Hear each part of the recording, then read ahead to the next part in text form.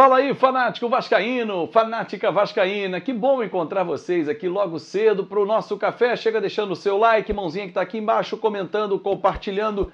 São Januário não dá mais para esse tamanho de torcida que comparece aos jogos.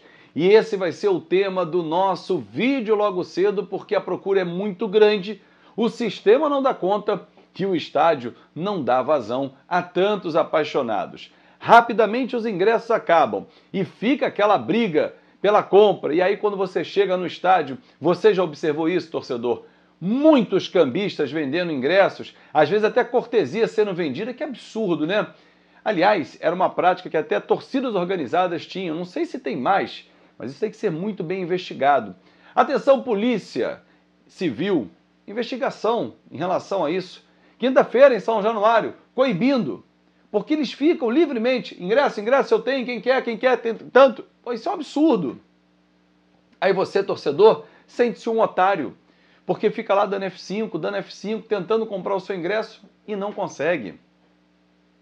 E o pior, você sócio torcedor, todo mês está ali contribuindo com o clube. O clube precisa entregar algo para você, sócio torcedor. Então aqui está o nosso canal aberto para você comentar aqui qual foi a dificuldade que você teve, se você conseguiu ou não comprar ingresso, comenta aqui e vamos até o final falar sobre São Januário, o entorno que vai modificar. O Vasco está junto à prefeitura tentando uma ampliação do estádio também. Eu vou explicar isso, mas eu quero ler o seu comentário sobre a busca por esses ingressos para o jogo de amanhã. A decisão, a volta à Série A, nós estaremos lá. Eu vou deixar você na cara do gol, torcedor, mas quero muito que você relate aqui, divida comigo, com todos os amigos fanáticos vascaínos, a sua dificuldade. Bom, vamos falar então sobre o entorno de São Januário, a reforma de São Januário. Tudo isso passa pelo processo de licitação amanhã, que o Vasco está enviando a sua proposta junto com a 777 Partners. Quando eu falar Vasco, gente, é uma coisa atrelada à outra, eu não vou dissociar, né? Então, o Vasco da Gama está enviando a proposta junto com a W Torre e com a Legends, que é uma empresa especializada em marketing esportivo, que faz esse investimento no trabalho das arenas, sabe muito bem atuar na busca por receitas dentro das arenas, seja de ginásio, seja de estádios, enfim, por todo o mundo. E por que a W Torre está? Lembra que o Vasco tinha um projeto lá atrás da reforma de São Januário, passando por um projeto da W Torre. Esse projeto continua existindo e o Vasco pode colocar em prática. Porém, existem algumas coisas que vão impactar. Para que o Vasco consiga fazer a reforma da forma que imaginou, precisa ter uma ampliação no entorno, precisa trabalhar o entorno de São Januário. Aí entra a prefeitura. Carlos Roberto Osório é um cara que tem sido muito ativo junto ao prefeito Eduardo Paes em busca destas melhorias. E em breve nós vamos trazer outras novidades aqui. Mas há necessidade de alargamento de pista, outras vias de acesso ao próprio estádio.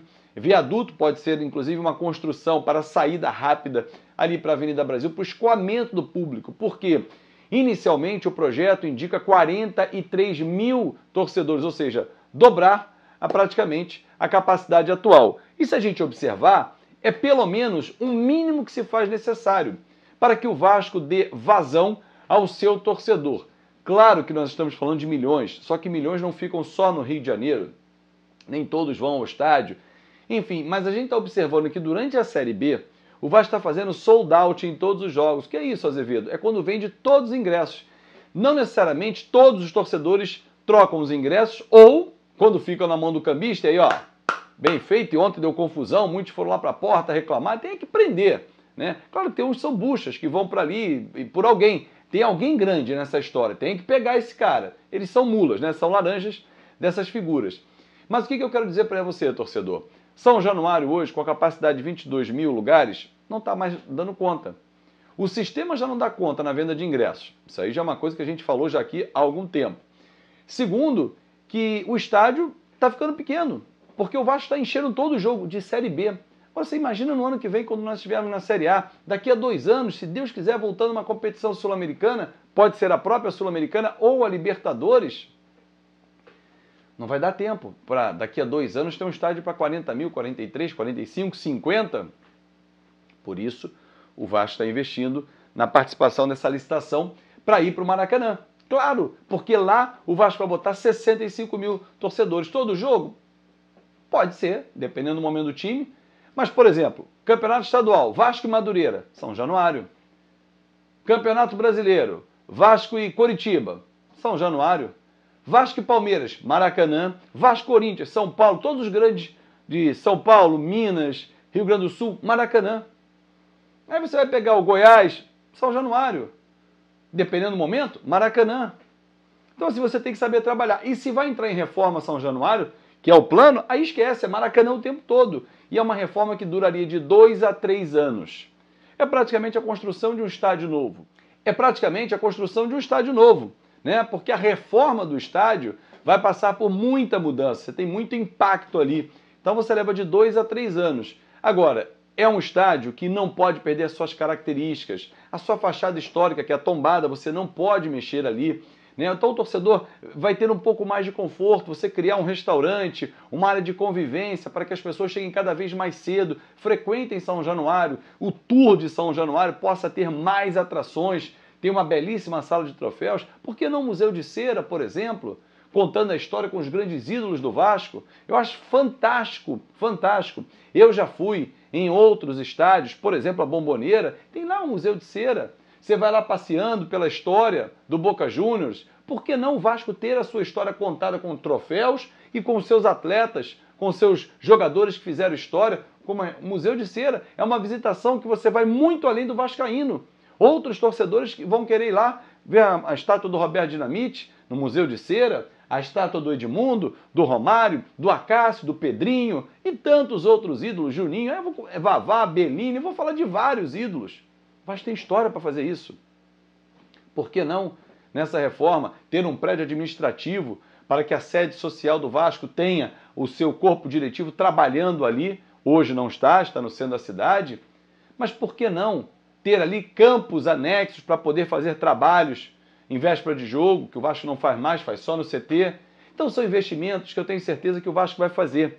E o estádio São Januário, ele é do Vasco. Ele está arrendado a 777 Partners, que no caso é a Vasco SAF, que tem o direito e vai pagar um aluguel de 1 milhão anuais para que o Vasco possa trabalhar com esses valores para a instituição. Certeza, torcedor, que São Januário não comporta mais a assiduidade, a paixão do torcedor vascaíno. Por isso, rumo ao Maracanã, para enquanto reforma São Januário, que tinha que passar pelo menos para algo em torno de 45 mil torcedores. É daí para cima. Quem sabe um estádio de 55 mil, aí você até não pega o Maracanã. Mas eu ficaria com 45 em São Januário e deixar o Maracanã para 65. E aí você consegue dividir bem os jogos e o Vasco ter rentabilidade nas duas arenas. Essa é a minha opinião. Qual é a sua? Tamo junto, torcedor, e até mais tarde!